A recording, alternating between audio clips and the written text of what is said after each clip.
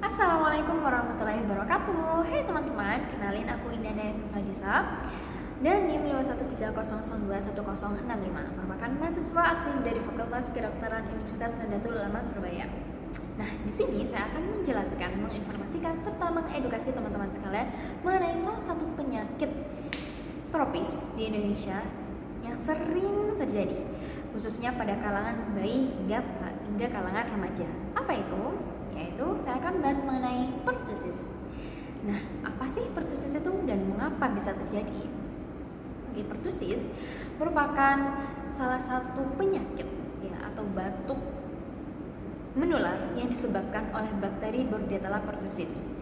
Nah, biasanya biasanya menyerang pada saluran pernafasan kita dan terjadi 4 sampai 8 minggu.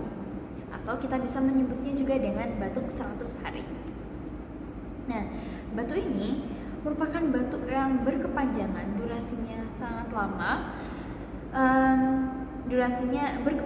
dan sangat lama, yang terjadi dengan tarikan nafas yang panjang dan juga diakhiri dengan suara melengking atau hu. Seperti video berikut ini.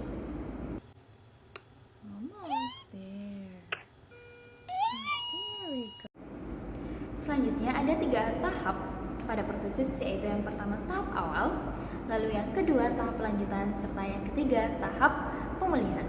Untuk yang pertama yaitu tahap awal.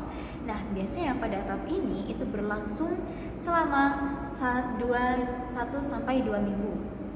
Nah, biasanya disertai dengan gejala-gejala seperti batuk ringan, demam ringan, lalu pilek, bersin-bersin, serta mata berair. Jadi untuk yang kedua yaitu ada tahap lanjutan. Pada tahap ini terjadi sampai 6 minggu. Biasanya itu disertai batuk yang disertai dengan muntah. Ya, setelah batuk akan muntah, lalu juga kesulitan mengambil nafas dan juga batuknya terjadi lebih dari 1 menit. Untuk tahapan ketiga yaitu tahap pemulihan.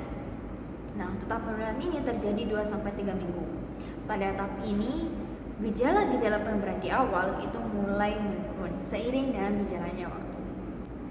Nah, untuk gejala umum yang sudah saya paparkan tadi, itu akan muncul 5 sampai 10 hari setelah manusia terpapar oleh bakteri tersebut. Lalu mungkin akan timbul pertanyaan, kok bisa sih? Dari mana? Kok bisa kita tertular? Jadi kenapa kita bisa tertular?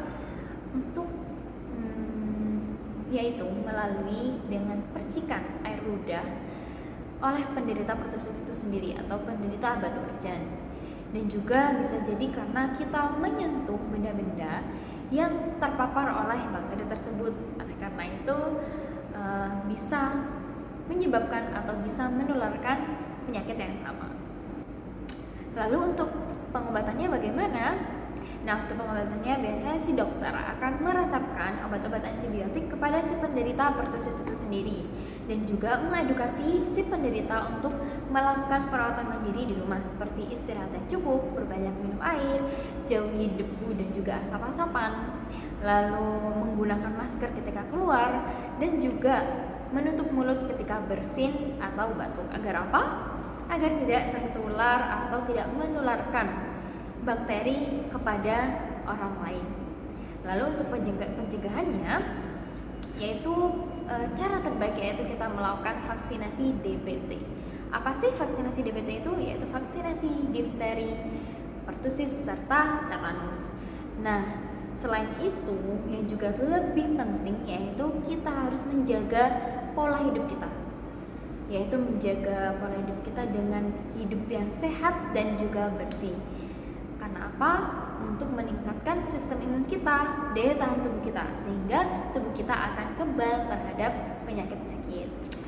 Oke teman-teman, sekian dari saya, semoga bermanfaat. Terima kasih. Wassalamualaikum warahmatullahi wabarakatuh. Bye-bye.